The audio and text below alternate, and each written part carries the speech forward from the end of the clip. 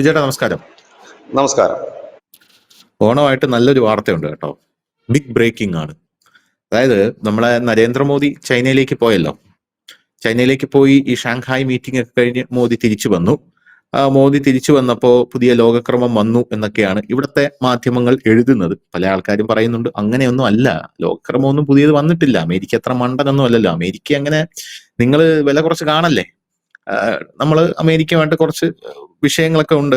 ആ വിഷയങ്ങളൊക്കെ നമ്മൾ ബാക്ക് ഡോർ വഴി സംസാരിച്ചു കൊണ്ടിരിക്കുന്നു, അത്ര മാത്രമേ ഉള്ളൂ. SCO മീറ്റിംഗ് ഒക്കെ അവിടെ എല്ലാ കൊല്ലവും നടക്കുന്നതാണ്. ഇനി ഇപ്പം നരേന്ദ്രമോദി അങ്ങോട്ട് പോയത് കൊണ്ടാണ് നമ്മുടെ നാട്ടുകാർ അതിനെ വലിയ സംഭവങ്ങളാക്കുന്നത്. എന്തിനു പറയാം, നമ്മുടെ മലയാള മാധ്യമങ്ങളൊക്കെ ചൈനീസ് പ്രസിഡന്റിന്റെ പരേഡ് വരെ ഭയങ്കരമായിട്ട് എടുത്ത് കൊടുത്തു. ഇത് അവിടെ നടക്കുന്ന സംഭവമാണ്, മറ്റതാണ്. ഇത് കേട്ട് കഴിഞ്ഞാൽ തോന്നും ഇന്ത്യ ചൈന എടുത്ത് മടി വെച്ചിരിക്കുകയാണ്. അങ്ങനെയൊന്നും അല്ല. ഇപ്പോ വരുന്ന ഒരു റിപ്പോർട്ട് വേണമെങ്കിൽ നമുക്കിത് നരേന്ദ്രമോദിയുടെ ഒരു നയതന്ത്ര വിജയമായിട്ട് നമുക്ക് വ്യാഖ്യാനിക്കാം. അതായത് ഈ ചൈനയും പാകിസ്ഥാനുമായിട്ട് നല്ല ഇരിപ്പുവശമാണല്ലോ. ഈ ചൈന പാകിസ്ഥാനുമായിട്ട് നല്ല ഇരിപ്പുവശമാണെന്ന് പറയുമ്പോൾ കഴിഞ്ഞ ദിവസം ഞാൻ നമ്മുടെ TG ഒരു വീഡിയോ ആണ്, TG മോഹൻദാസ്. അപ്പൊ TG അതിനകത്ത് പറയുന്നത് ചൈനയെ നമുക്ക് വിശ്വസിക്കാൻ പറ്റില്ല. TG എന്നിട്ട് പിന്നെയും പറയുന്നു റഷ്യയെയും വിശ്വസിക്കാൻ പറ്റില്ല. എനിക്കങ്ങ് ചിരി വന്നു. TG എങ്ങനെയാ പറയുന്നത്, പക്ഷെ പുള്ളി പറയുന്നത് കേട്ടാ തോന്നുന്നു അയ്യോ സത്യമാണ് പുള്ളി പറയുന്നത്, നമുക്ക് അതിനെ തോന്നിപ്പോയി. പുള്ളി പറയുന്ന വേറൊരു പ്രധാനപ്പെട്ട കാര്യം, ഈ പാകിസ്ഥാൻ എന്ന് പറയുന്നത് ഒരു പൊതു സ്വത്താണ് എന്ന് പറഞ്ഞാൽ എല്ലാവർക്കും ഏത് ടൈപ്പിൽ വേണമെങ്കിലും പാകിസ്ഥാൻ എടുത്ത് ഉപയോഗിക്കാം. ഇപ്പോ നോർത്ത് കൊറിയ എന്ന് പറയുന്നത് ചൈനയുടെ ഒരു ഗുണ്ടയാണെങ്കിൽ റഷ്യക്കും അതുപോലെ ഒരു ഗുണ്ടയുണ്ട്, ബെലാറസ് എന്നാണ് അതിന്റെ പേര്. വളരെ ക്ലിയർ ആണ് TG പറയുന്നത്. പക്ഷെ ഈ പാകിസ്ഥാനുമായി ബന്ധപ്പെട്ട് പാകിസ്ഥാന് ചൈന ഫണ്ട് ചെയ്യാതിരിക്കുമോ? ഫണ്ട് ചെയ്യാതിരിക്കില്ല എന്ന് പുള്ളി ആ ധ്വനിയിൽ പുള്ളി സംസാരിക്കുന്നുണ്ട്. അപ്പോ നമ്മൾ വളർന്നു വരുന്നത് സ്വാഭാവികമായിട്ടും ചൈനയ്ക്കും ഇഷ്ടമല്ല, റഷ്യക്ക് സ്വാഭാവികമായിട്ടും ഇഷ്ടപ്പെടാനുള്ള സാധ്യതയില്ല. എന്നിട്ട് പുള്ളി പറയുന്ന ഒരു കാര്യം, അതിപ്പോ ഏതെങ്കിലും ഒരു രാജ്യം വളർന്ന് പടർന്ന് പന്തലിക്കുമ്പോൾ വേറൊരു രാജ്യം ആവും വളർന്നു പോകട്ടെ, അങ്ങനെ പറയില്ലല്ലോ. എവനെ എങ്ങനെയെങ്കിലും തകർക്കണം, ഞങ്ങൾക്ക് വളരണം എന്നല്ലേ അവർ ചിന്തിക്കൂ. സ്വാർത്ഥമായിട്ടുള്ള ലോകമാണല്ലോ.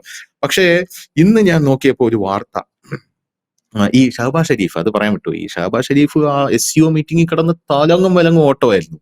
അവിടെ ഇരുന്നിട്ട്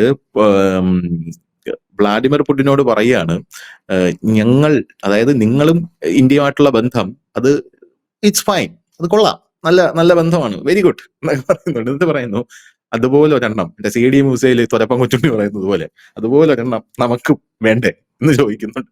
അപ്പം പണ്ട് പുടിനാണെങ്കിൽ, ഇത് ഈ ചർച്ചയല്ല, പണ്ട് പുടിനാണെങ്കിൽ ഇയാള് കാണാൻ വന്നപ്പോ പുടിനാണെങ്കിൽ ചർച്ചയ്ക്ക് രണ്ടുപേരും വന്നിങ്ങനെ ഇരുന്നു. പുടിൻ ഇങ്ങനെയാണ് ഇരിക്കുന്നത്, വളരെ വളരെ സ്ട്രോങ് ആയിട്ടാണ് ഇരിക്കുന്നത്. ഇയാൾ ഇങ്ങനെ കൂടി ഇങ്ങനെ ഒരു കള്ളനെ പോലെയാണ് ഇരിക്കുന്നത്.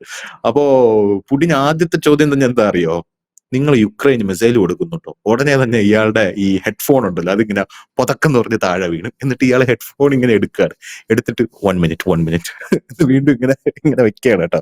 എന്നിട്ട് ആരെങ്കിലും ഒന്ന് വരാമോ, ഇത് പോയി, ഒന്നുകൂടെ. പുടി ഞാൻ ചോദ്യം തന്നെ ഇങ്ങനെ അയാളെ കണ്ണിൽ നോക്കി ആവർത്തിക്കുകയാണ്. അല്ലെ റഷ്യക്ക് യുക്രൈന് കൊടുക്കുന്നുണ്ടോ, മിസൈൽ കൊടുക്കുന്നുണ്ടോ? അപ്പൊ ഉടനെ 1 മിനിറ്റ്, എനിക്കൊരു അസിസ്റ്റൻസ് വേണം, എനിക്കത് പറ്റുന്നില്ല എന്നൊക്കെ പറഞ്ഞു. അപ്പൊ ആ ചോദ്യമാണ് എനിക്ക് കഴിഞ്ഞ ദിവസം ഓർമ്മ വന്നത്. ഇന്ന് അവിടെ എല്ലാം നടന്ന് തെണ്ടുകയാണ്. ഇന്റർനാഷണൽ ബെഗർ എന്നാണ് ഇപ്പൊ ഇയാളെ വിളിക്കുന്നത്. ഇന്ന് ചൈനയിൽ നിന്ന് വരുന്ന ഒരു വാർത്ത, China pulls back from funding Pakistan's flagship CPEC rail project.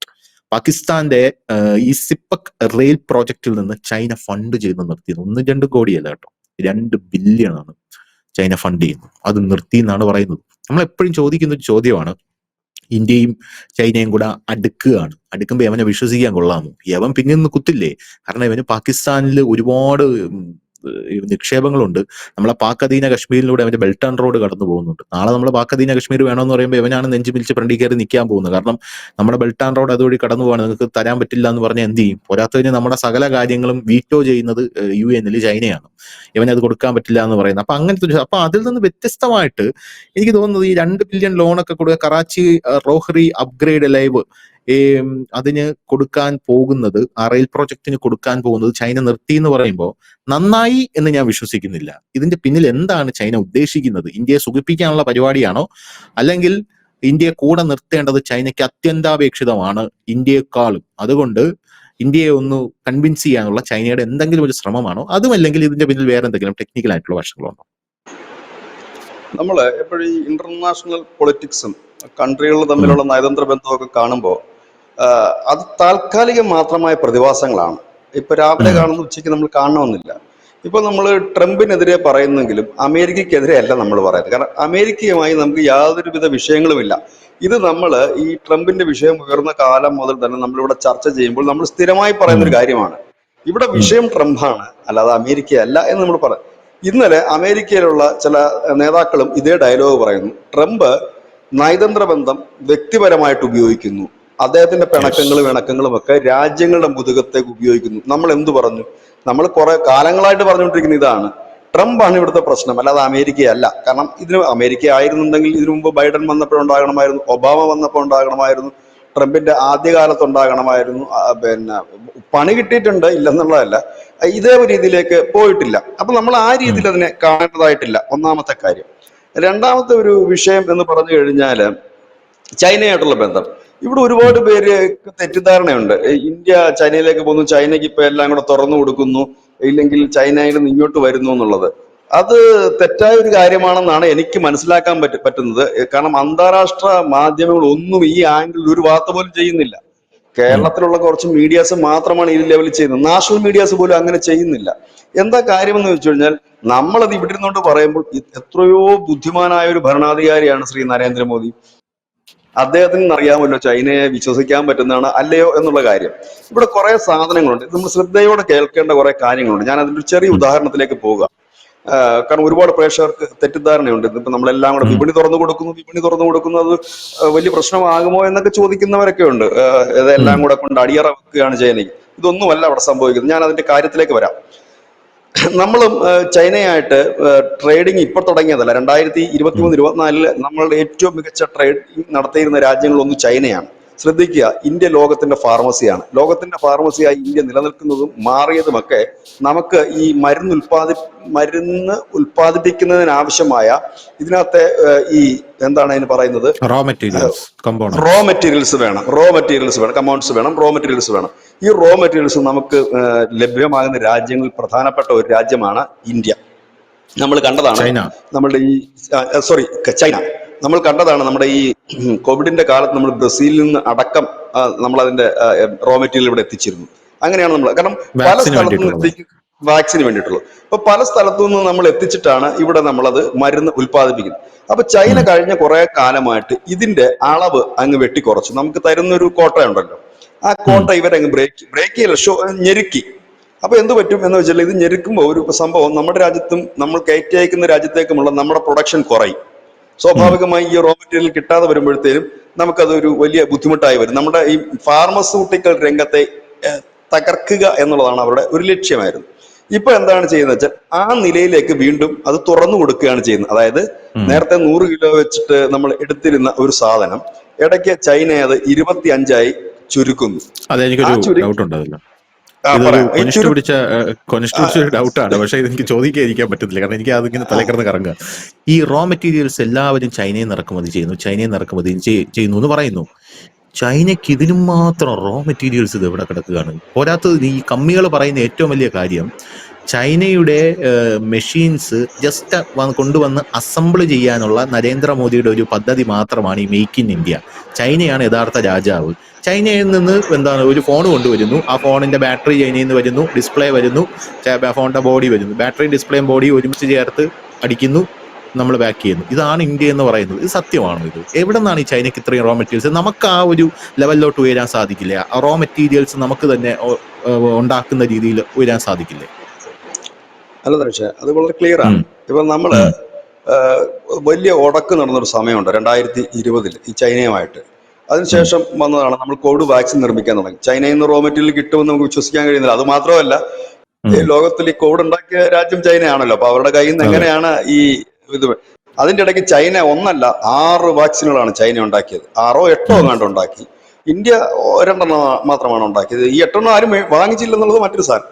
അപ്പൊ ഈ റോ മെറ്റീരിയൽ ആ സമയത്ത് നമ്മൾ കൊണ്ടുവന്നത് എവിടെന്ന് വെച്ചാൽ ബ്രസീൽ അടക്കമുള്ള രാജ്യങ്ങളിൽ നിന്നാണ് നമ്മൾ ഈ റോ മെറ്റീരിയൽ എത്തിച്ചത്. ഒപ്പം തന്നെ എനിക്ക് തോന്നുന്നത് സ്വിറ്റ്സർലൻഡോ ന്യൂസിലൻഡോ എവിടുന്നോ അതിനകത്ത് അടങ്ങുന്ന ഒരു പദാർത്ഥം എത്തിച്ചു. അങ്ങനെ 3-4 രാജ്യങ്ങളിൽ നിന്നാണ് എത്തിച്ചത്. കാരണം അന്ന് എല്ലാവരും ചോദിച്ചിരുന്നു, നിങ്ങൾ എന്തിനാണ് ആദ്യം ഈ രാജ്യങ്ങളിലേക്ക് കോവിഡ് വാക്സിൻ കൊടുക്കുന്നത്, നമ്മുടെ രാജ്യത്തേക്കല്ലേ എന്ന്. അന്ന് അതിന് മറുപടി പറഞ്ഞത്, അവരുടെ രാജ്യത്തു നിന്നുള്ള ആ ഒരു റോ മെറ്റീരിയലോടെ കൊണ്ടുവന്നിട്ടാണ് നമ്മളത് ഉണ്ടാക്കിയത്. അപ്പൊ അവർക്കും അതിനകത്ത് പങ്ക് കൊടുത്തേ പറ്റൂ. കാരണം അവർക്കത് ഉണ്ടാക്കാനുള്ള ഒരു സംവിധാനമില്ല. അങ്ങനെയാണല്ലോ നമ്മൾ ലോകത്തിന്റെ ഫാർമസി മാറിയത്. എന്തുകൊണ്ട് ചൈനയിൽ നിന്ന് ഈ റോ മെറ്റീരിയൽസ് എടുക്കുന്നതെന്ന് ചോദിച്ചു കഴിഞ്ഞാൽ, ചീപ്പ് റേറ്റിന് കിട്ടുന്നിടത്തുനിന്ന് എടുത്തിട്ടല്ലേ ഉണ്ടാക്കി സാധാരണപ്പെട്ടവന് കൊടുക്കാൻ പറ്റും. ഒരു പാരസെറ്റമോളിന് 10 പൈസയ്ക്ക് കൊടുക്കണമെങ്കിൽ അതിലടങ്ങിയിരിക്കുന്ന ആ ഒരു കമ്പോണന്റിന്, ഇല്ലെങ്കിൽ അതിനകത്ത് അടങ്ങിയിരിക്കുന്ന ആ ഒരു മെറ്റീരിയലിന് 5 പൈസ ആയിരിക്കണമല്ലോ. 2 പൈസ അവന്റെ പണിക്കൂലിയും കൂടെ ചേർത്ത് 7 പൈസയ്ക്ക് ഇവൻ പ്രൊഡക്റ്റ് ചെയ്തിറക്കിയല്ലേ 10 പൈസയ്ക്ക് കൊടുക്കാൻ പറ്റും.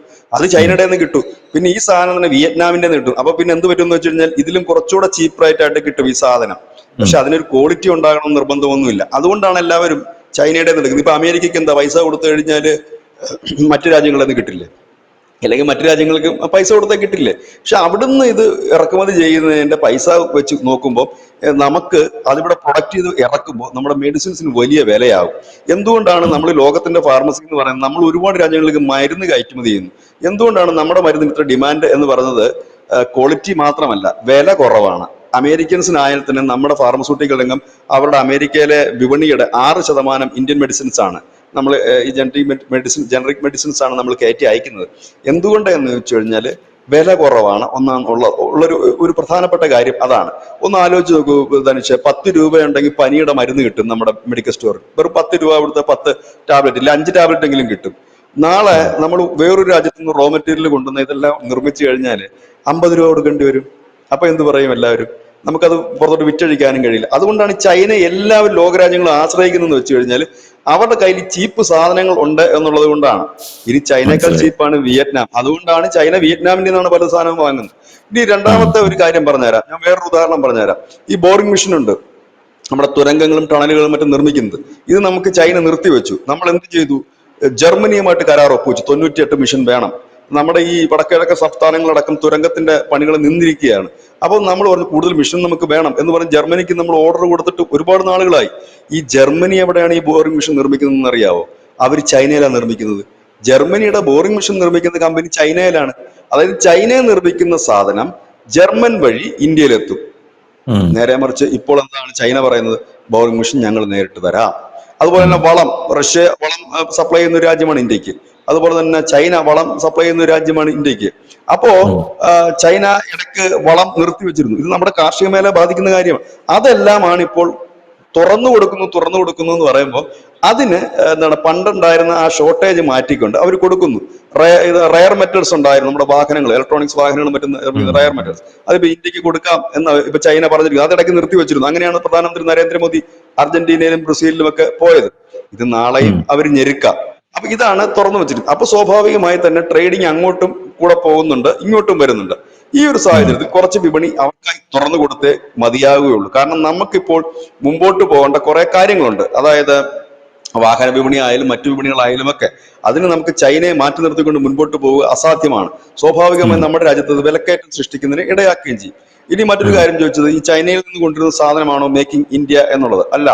റഷ്യയുടെ നിന്ന് കൊണ്ടിരുന്ന ആയുധങ്ങളും ഇവിടെ മേക്കിംഗ് ഇന്ത്യ ആയിട്ട് ആണ് മറ്റു രാജ്യങ്ങൾ വിറ്റഴിക്കുന്നത്. ഒപ്പം തന്നെ ഇസ്രായേലിന്റെ ആയുധങ്ങളും ഇവിടെ നമ്മൾ മേക്കിംഗ് ഇന്ത്യ ആയിട്ട് വെക്കുന്നു. ഇപ്പോൾ നമ്മുടെ കേന്ദ്ര സർക്കാർ ആ നിലപാട് മാറ്റിയിട്ടുണ്ട്. മേക്കിംഗ് ഇന്ത്യയുടെ കാലഘട്ടം കഴിഞ്ഞിരിക്കുന്നു. ഇപ്പോൾ മേക്കിംഗ് ഇന്ത്യ അല്ല, മെയ്ഡ് ഇൻ ഇന്ത്യ ആണ് ഇപ്പോൾ നമ്മുടെ ഇന്ത്യ. അതുകൊണ്ട് ഇപ്പൊ എല്ലാവരുടെ പറയുന്നുണ്ട്, വരൂ പ്ലാന്റ് ഇവിടെ പണിത് കഴിഞ്ഞാൽ നിങ്ങൾക്ക് ഇവിടെ തന്നെ കച്ചവടം ചെയ്യാം. കാരണം ഇതൊരു വിപണിയാണ്. ഇവിടെ കൊണ്ടുവന്ന് അസംബിൾ ചെയ്തിട്ട് നിങ്ങൾ ചെയ്യണ്ട. ഈ BYD എന്ന് പറയുന്ന ഒരു വാഹനം ഉണ്ട്, കാറ്, ഭയങ്കര ഇലക്ട്രിക്കൽ കാറൊക്കെയാണത്. ആ കമ്പനിയുടെ പ്രധാന പ്രശ്നം, അവര് പുറത്തുനിന്ന് കൊണ്ടുവന്നിട്ട് ഇവിടെ ഒരു അസംബ്ലി യൂണിറ്റ് ആണ്. അവർക്കത് വില കുറച്ചുകൂടെ കൊടുക്കാൻ കഴിയുന്നില്ല. പക്ഷെ അവർക്ക് ഇവിടെ പ്ലാന്റിന് അവർ സ്ഥലമെടുത്തിട്ടുണ്ട്. ചെയ്ത് മുമ്പോട്ട് പോകാൻ കഴിയാത്ത. പിന്നെ ഇവിടെ പലരും പറയുന്ന ഒരു കാര്യമുണ്ട്, ചൈനയുടെ വാഹന വിപണി ഇന്ത്യ തുറന്നു കൊടുത്തു കഴിഞ്ഞാൽ ഇന്ത്യൻ വാഹന വിപണി നശിക്കില്ല. വളരെ ശരിയായ ഒരു കാര്യം തന്നെയാണ്. നമ്മുടെ തദ്ദേശീയമായിട്ട് ഒരുപാട് പ്ലാന്റുകൾ നമുക്കുണ്ട്. വിവിധ കമ്പനികൾ, ഹുണ്ടായിയുടെ ഉണ്ട്, വിവിധ കമ്പനികളുടെ ഉണ്ട്. ഫോർഡ് പോലുള്ള കമ്പനികൾ വീണ്ടും അത് ചാലുവാക്കാൻ വേണ്ടിയിട്ട് ശ്രമിക്കുന്നുണ്ട്. ഈ ഒരു സാഹചര്യത്തിൽ ചൈനീസ് വാഹന നിർമ്മാതാക്കളെ ഇങ്ങോട്ടേക്ക് കൊണ്ടുവന്നാൽ നമ്മുടെ വിപണി നശിക്കുമോ എന്ന് ചോദിക്കുന്നവർക്ക് വ്യക്തമായ ഒരു ഉത്തരമാണ്, അത്തരത്തിൽ തുറന്നു കൊടുക്കുകയേ ഇല്ല. അത് ഒരു രാജ്യത്തിനും ഒരു രാജ്യവും ചെയ്യില്ല. അപ്പം നമ്മൾ എന്താണ് വെറുതെ ഈ അന്തരീക്ഷത്തിൽ നിന്ന് നമ്മൾ വാർത്തകൾ സൃഷ്ടിച്ചിട്ട് കാര്യമില്ലല്ലോ. ലോജിക്കായിട്ട് കൂടെ നമ്മൾ ചിന്തിക്കണം. ഇനി പാകിസ്ഥാന്റെ കാര്യത്തിലേക്ക് നമ്മൾ വന്നു കഴിഞ്ഞാൽ ഇത് ഈ ചർച്ച മിക്കവാറും ഒക്കെ നമ്മൾ ഈ ചർച്ചയിൽ പറയുന്ന ഒരു കാര്യമുണ്ട്. പാകിസ്ഥാനും ചൈനയും തമ്മിൽ അകലുകയാണ്. ഒരുപാട് സംഭവങ്ങൾ അതിനുണ്ടായിട്ടുണ്ട്. ഇതിപ്പോ നമ്മൾ തുടങ്ങിയ കേസല്ല, നമ്മൾ ചർച്ച ചെയ്യുമ്പോൾ ഞാൻ മുമ്പ് ഒരു ഉദാഹരണം പറഞ്ഞിരുന്നു. ചൈനീസ് പ്രധാനമന്ത്രി ഷെഹ്ബാസ് ഷെരീഫിനെ ചൈനീസ് എംബസിയിലേക്ക് വിളിച്ചു വരുത്തി. അവിടെ കുറെ ചൈനക്കാർ മരിച്ചായിരുന്നല്ലോ ബലൂചിസ്ഥാന്റെ ആക്രമണത്തിൽ.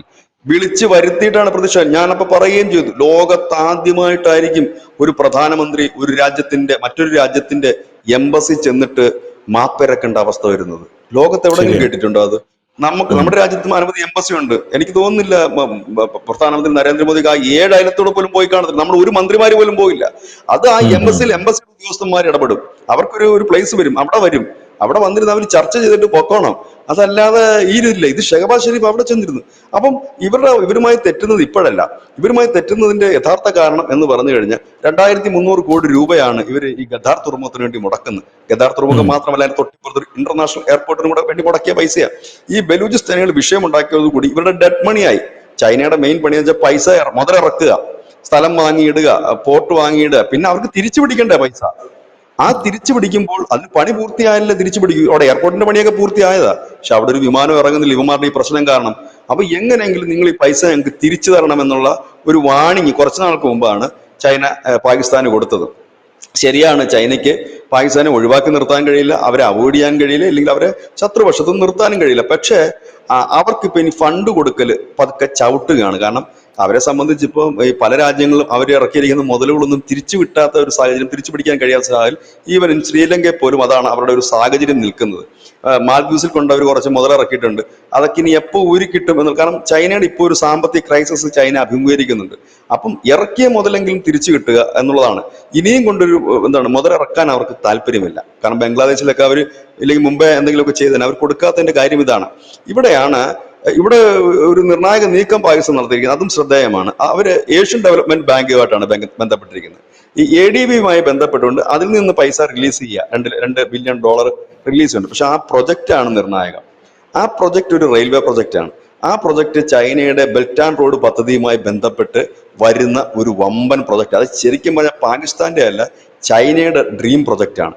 അതിൽ നിന്നാണ് ഇപ്പോൾ അവർ പിന്മാറിയിരിക്കുന്നത്. അത് എനിക്ക് തോന്നുന്നത് ചൈന അടക്കമുള്ള എല്ലാ രാജ്യങ്ങൾക്കും അറിയാം ഈ ഒരു പ്രൊജക്റ്റ് സക്സസ് ആകില്ല എന്ന്. കാരണം ചൈനയിൽ പാകിസ്ഥാനിൽ ചൈന മുടക്കിയ ഒന്നും ഇതുവരെ പൂർണ്ണതയിലേക്ക് എത്തിയിട്ടില്ല എന്നുള്ളതാണ് വളരെ കൗതുകകരമായിട്ടൊരു കാര്യം. അതുകൊണ്ടായിരിക്കണം ഒരുപക്ഷെ ഇത് പൂർണ്ണതയിലേക്ക് എത്താൻ സാധ്യതയില്ല എന്ന് അവർക്ക് തോന്നിയിട്ടുണ്ടാകും. കാരണം ഒന്ന്, അമേരിക്ക കൂടി ഇപ്പം കയറി അവിടെ കൈവച്ചിട്ടുണ്ട്, എല്ലാവരും കൂടെ കയറി കൈവച്ചിട്ടുണ്ട്. എന്താകും ഏതാകും എന്നറിയില്ല എന്ന് പറയുന്നു.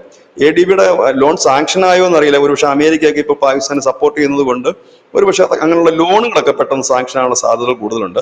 ഇതിന് വേണമെങ്കിൽ ഇന്ത്യയുടെ നയതന്ത്ര വിജയം എന്നൊക്കെ പറയാം. പക്ഷെ യാഥാർത്ഥ്യം അതല്ല എന്നാണ് നമ്മൾ മനസ്സിലാക്കേണ്ട കാര്യം. നമ്മൾ എപ്പോഴും പറഞ്ഞൊക്കെ ട്രംപാണ് ഇതിനകത്ത് അമേരിക്ക എന്നുള്ളതിന്റെ ഒരു ഭാഗത്ത് നിൽക്കുന്ന പ്രശ്നകാരി. ട്രംപ് മാറുകയോ ട്രംപിന്റെ നിലപാട് മാറ്റുകയോ ചെയ്തു കഴിഞ്ഞാൽ ഈ വിഷയങ്ങളെല്ലാം സോൾവ് ആക്കി പോകാനുള്ളതേ ഉള്ളൂ. എനിക്ക് തോന്നുന്നത് ഈ ഉക്രൈൻ വാർ പോലും ട്രംപ് കുറെ മയപ്പെട്ട് കഴിഞ്ഞാൽ കാര്യങ്ങൾ തീരാനുള്ളതേ ഉള്ളൂ എന്നാണ് എനിക്ക്. അതായത് ഒന്നുകിൽ ട്രംപ് മാറണം, അല്ലെങ്കിൽ ട്രംപിന്റെ നിലപാട് മാറണം എന്നുള്ളതാണ്. അല്ലാതെ അമേരിക്ക മാറുകയോ അല്ലെങ്കിൽ അമേരിക്കൻ നമ്മളുമായിട്ടുള്ള പോളിസി. ഞാൻ കഴിഞ്ഞ ദിവസത്തെ ചർച്ചകളിൽ ഞാൻ പറഞ്ഞു, ഇന്ത്യയും അമേരിക്കയും തമ്മിലുള്ള ബന്ധം അതുപോലെയല്ല ഇന്ത്യയും ചൈനയുമായിട്ടുള്ള ബന്ധം. അതിനിപ്പോ മോദി അവിടെ പോയാലും കൈ കൊടുത്താലും കെട്ടിപ്പിടിച്ചാലും ഒക്കെ അത് രണ്ടും രണ്ട് ബന്ധങ്ങളാണ്. അത് ഒന്ന് കാലാകാലങ്ങളിലായിട്ട് മുൻപോട്ട് പോയിട്ടുള്ള ചില കാര്യങ്ങളിലെങ്കിലും ഒക്കെ വിശ്വാസത തെളിയിച്ചിട്ടുള്ള ചില റിലേഷൻസ് ഉണ്ട്. അതായത് ചൈനയെ പോലെ പെട്ടെന്ന് ചതിക്കാത്ത ഒരു കൺട്രി ആണ് എന്ന് വേണമെങ്കിൽ നമുക്ക് പറയാം. അത് മാത്രമല്ല പല കാര്യങ്ങൾക്കും ഒരു വിശ്വാസത വന്നിട്ടുണ്ട്.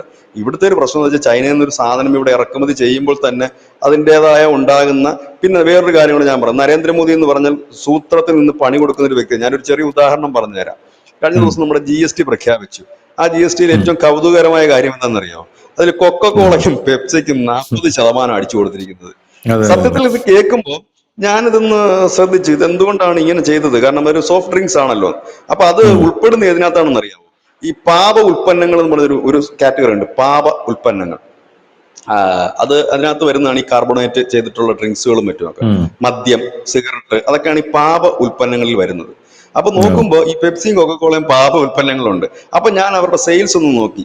ഈ കൊക്കക്കോളയുടെയാണ് മസ എന്ന് പറയുന്ന ഒരു ബ്രാൻഡ് സോഫ്റ്റ് ഡ്രിങ്ക്സ് ഉണ്ട്. മസ, ഈ ഉം, മാംഗോ ഉം. ഫ്ലേവറുള്ള ഒരു ഡ്രിങ്ക്സ്. അതെ അതെ. മസ കൊക്കക്കോളയുടേതാണ്. ആ മസയ്ക്കാണ് ഏറ്റവും വലിയ സെയിൽ ഇന്ത്യയിലുള്ളത്. ഉം, ഉം. രണ്ടാമത്തേത് 20% ആണ് ഇന്ത്യയിലെ സോഫ്റ്റ് ഡ്രിങ്ക്സിന്റെ 20% ആണ് ഈ മസയ്ക്കുള്ളത്. രണ്ടാം സ്ഥാനം കൊക്കക്കോളയുടെ തന്നെ തംസപ്പ് എന്ന് പറയുന്ന ആ ബ്രാൻഡിന്. മൂന്നാം ഉം, ഉം. സ്ഥാനം കൊക്കക്കോളയുടെ തന്നെ സ്പ്രൈറ്റ് എന്ന് പറയുന്ന ഒരു സാധനം. ഈ ഉം. മൂന്നെണ്ണത്തിനാണ് അവർക്ക് ഏറ്റവും കൂടുതൽ ഡിമാൻഡ്. ഈ മൂന്നെണ്ണവും ഇനി വാങ്ങണമെങ്കിൽ ഒരു അഡീഷണൽ 10 രൂപയുടെ പ്രൊഡക്റ്റ് ആണെങ്കിൽ ഒരു 14 രൂപ കൊടുക്കേണ്ടി വരും. ഈ രണ്ടാമത്തെ ഉം, പെപ്സിയിലേക്ക് വന്ന അവരുടെ ഏറ്റവും കൂടുതൽ ചെലവായി പോകുന്ന ഒരു ബ്രാൻഡുകൾ ഒന്ന് ഫ്രൂട്ടിയാണ്. പിന്നെ അവരുടെ ഉം. ഒരു ബ്രാൻഡ് ഉണ്ട്, എന്താ അപ്പേ എന്ന് പറഞ്ഞിട്ട്, അഫീസോ ഹാപ്പി അപ്പേ എന്ന് ഫീസ്, പറഞ്ഞിട്ട് ഈ happy apple fees, Appy happy Appy fees. Appy Appy Appy fees. അപ്പം അങ്ങനെ ഒരു സാധനം ഇതും അവരുടെ തന്നെയാണ്. ഇതാണ് അവരുടെ ഏറ്റവും കൂടുതൽ സെയിലായി പോകുന്ന സാധനം. ഇത് ഉം, രണ്ടും വേണമെങ്കിൽ നമുക്ക് ഇതിന് അമേരിക്കൻ താരിഫിന് ബദലായിട്ടൊരു താരിഫ്, ഞങ്ങൾ 50 തരുന്നില്ല, ഒരു 40 പിടിച്ചു ഉം. എന്ന് പറഞ്ഞതായിട്ട് വേണമെങ്കിൽ നമുക്ക് അതിനെ വ്യാഖ്യാനിക്കാനുള്ളതേ ഉള്ളൂ. പക്ഷെ അതേപോലെ തന്നെയാണ് ഇപ്പൊ ചൈനയിലോട്ട് ഇപ്പൊ അവരുടെ ടിക്ടോക്കിനൂടെ ഓഫീസ് തുറന്നു കൊടുത്തു. വേണമെങ്കിൽ ഉം. എന്താണ് ഗൂഗിള് അടക്കം, അല്ലെങ്കിൽ ഗൂഗിളിന്റെ മറ്റു സോഫ്റ്റ്വെയർക്ക് ഒരു ചെക്ക് കൊണ്ട് വെച്ചതാണോ ഇവിടെ എന്നുള്ളത് അത് നമുക്ക് പറയാൻ വേണമെങ്കിൽ പറയാം. ഉം. കാരണം ഈ ടിക്ടോക്കിന് രാഖി രാമായണം ഇവിടുന്ന് കെട്ടിക്കടിച്ചത് മോദിയാ. ഒറ്റ ദിവസം കൊണ്ടല്ലേ ഇവിടുന്ന് കെട്ടിപ്പോയത്. ഇപ്പം അവർ അതെ. വീണ്ടും വന്നിരിക്കുന്നു. അതുകൊണ്ട് വെച്ചിട്ട് നിങ്ങളുടെ അടുത്ത വമ്പൻ ഭീമനായ മെറ്റാക്കും ഗൂഗിളും ഒക്കെ ശ്രദ്ധിച്ചോ, അത് ഇവന് ഇരിപ്പുണ്ട് ഇപ്പുറത്ത് ഇവന്റെ ചെക്ക്. പെപ്സിക്ക് ഉം. 40 അടിച്ചു കൊടുക്കുമ്പോൾ നിങ്ങൾക്ക് ഒരു ചെറിയ ചെക്ക്. കാരണം നിങ്ങൾ 50 അടിച്ചു തരുമ്പോൾ കുറഞ്ഞ പക്ഷം നിങ്ങളുടെ കോളയ്ക്കെങ്കിലും, ഈ കോള എന്ന് പറയുന്നത് ചെറിയ ബിസിനസ് അല്ല ഇന്ത്യയില്. അതായത് ഉം. ഈ രണ്ടു കൂട്ടരും കൂടെ ഇന്ത്യയിലെ സോഫ്റ്റ് ഡ്രിങ്ക്സിന്റെ 36% ഇവരുടെ കയ്യിലാ, കൊക്കക്കോളയ്ക്കും പെപ്സിക്കും. നമ്മൾ ആണ്. വിചാരിക്കുന്ന നമുക്ക് അത്ര നിസ്സാരമായ സാധനമല്ലിത്. അതിനെ അപ്പം ഓവർടേക്ക് ചെയ്യാൻ അതൊരു അംബാനി വലിയ, ക്യാംഫ എന്ന് പറഞ്ഞൊരു സംഭവം ഇറക്കുന്നുണ്ട്. അതെ ക്യാംഫ അതെ കോള അതെ എന്ന് അതെ പറയും. ക്യാംഫ പക്ഷേ അത് കുറഞ്ഞ ക്ലച്ച് റേറ്റ് പിടിച്ച് കണ്ടല്ലേ. വരുന്നേ ഉള്ളൂ. കുറഞ്ഞ റേറ്റാ. ക്യാംഫ ക്ലച്ച് പിടിച്ച് വരുന്നേ ഉള്ളൂ. അല്ല, എനിക്ക് തോന്നുന്നു ഇപ്പൊ ഈ GST 40 ആക്കിയില്ലേ, 40 ഉം. ആക്കുന്നോണ്ടൊരു ഗുണം എന്താന്ന് വെച്ച് കഴിഞ്ഞാൽ ഇപ്പൊ ഉത്സവ സീസണാണ്, ഏറ്റവും കൂടുതൽ സോഫ്റ്റ് ഡ്രിങ്ക്സ് വിറ്റ് പോകുന്ന സമയമായത്. ഈ സമയത്ത് പിന്നെ റിലയൻസും അങ്ങനെയുള്ളവരൊക്കെ ചിലപ്പോൾ കയറി വരാൻ സാധ്യതയുണ്ട്. നമ്മുടെ ഇന്ത്യൻ ജനതയ്ക്ക് ഒരു പ്രത്യേകത ഉണ്ടല്ലോ, ഈ 10 ഉം. രൂപ എന്ന് പറഞ്ഞാൽ അത് 9 രൂപയ്ക്ക് കിട്ടുമോ എന്നാണ് നമ്മൾ ചോദിക്കുന്നത്. അതായത് അതെ. ഒരു 12 രൂപയുടെ ബോർഡ് ഇട്ടിട്ട് 10 രൂപയ്ക്ക് കൊടുക്കുമെന്ന് എഴുതി വെച്ച് അവിടെ ക്യൂ നിൽക്കും.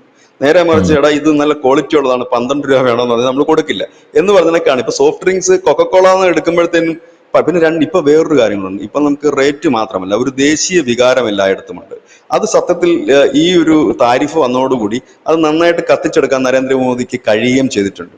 ഇപ്പൊ എല്ലായിടത്തും അത് നമ്മുടെ ഉൽപ്പന്നം വാങ്ങിയാൽ മതി, ഇപ്പൊ പഴയത് കണക്ക് ഇന്ന ഉൽപ്പന്നം വേണമെന്നില്ല, നമ്മുടെ ഉൽപ്പന്നം മതി എന്ന് പറയുന്നിടത്തേക്ക് കാര്യങ്ങൾ നീങ്ങിക്കഴിഞ്ഞിരിക്കുന്നു. കാര്യങ്ങളെത്തി. ഇതൊക്കെ മുന്നേ അമേരിക്കൻ കമ്പനികൾ കണ്ടു. ഈ ഒരു ബൈക്ക് ഉണ്ടല്ലോ, എന്താണ് അതിന് പറയുന്നത്, എന്താ, Davidson, Hartley Harley Davidson, Davidson. Harley Davidson അതൊരു ബൈക്ക്. ഞാനത് കഴിഞ്ഞ ദിവസമാണ് അറിയുന്നത്. ഈ ബൈക്കിന്റെ ഫാക്ടറി ഓൾറെഡി ഇന്ത്യയിലുണ്ട്. അതിന്റെ ഉണ്ട് ഉണ്ട്. പൂർത്തിയായിക്കൊണ്ടിരിക്കുന്ന അതിന്റെ വർക്ക് അത് വന്നു. അപ്പം അതിന്റെ മുതലാളിക്ക് മനസ്സിലായ കാര്യം, ഈ ട്രംപ് ഇങ്ങനെ പോയി കഴിഞ്ഞാൽ നമ്മുടെ കഞ്ഞുകൂടി മുട്ടിക്കും. കാരണം അവിടുന്ന് ഉം. ഇറക്കുമതി ചെയ്ത് ഇവിടെ കൊണ്ട് വിൽക്കുന്നതിന് ഭേദം ഇവിടെ തന്നെ ഉണ്ടാക്കി വിൽക്കുക കഴിഞ്ഞാൽ, കാരണം ഇവിടെ ഒരു വലിയ കോമ്പറ്റീഷൻ നിറഞ്ഞൊരു ഫീൽഡാണ്, ഒരു പിന്നെ വിപണിയാണ്. അപ്പൊ പിന്നെ ഇവിടെ അവർ വന്നു കഴിഞ്ഞു ഓൾറെഡി.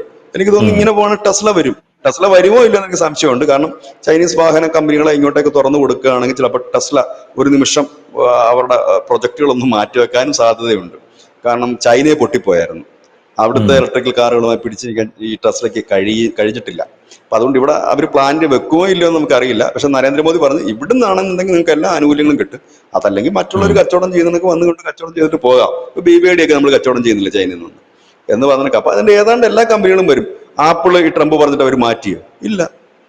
ഉം. ഇപ്പൊ എന്നിട്ട് എന്താണ് ആപ്പിളിന്റെ CEO പറഞ്ഞത്? അമേരിക്കയിൽ ഇപ്പൊ ആൾക്കാർ ഉപയോഗിക്കുന്ന ഭൂരിപക്ഷം ഫോണുകളും മെയ്ഡ് ഇൻ ഇന്ത്യ ആണ്. മേക്കിംഗ് ഇന്ത്യ എന്നല്ല പറഞ്ഞത്, മെയ്ഡ് ഇൻ ഉം. ഇന്ത്യ ആണ്. അതായത് മേക്കിംഗ് ഇന്ത്യ ഇല്ല എന്ന് പറയാൻ ഞാൻ കാരണം എന്താണെന്ന് വെച്ചാൽ, അതിന് പ്രോത്സാഹനം നൽകുന്നില്ലെന്ന് പറയാൻ കാരണം, ഇതിനു മുമ്പ് ഇവിടുത്തെ ഒരു ചർച്ച ഞാൻ പറഞ്ഞിരുന്നു.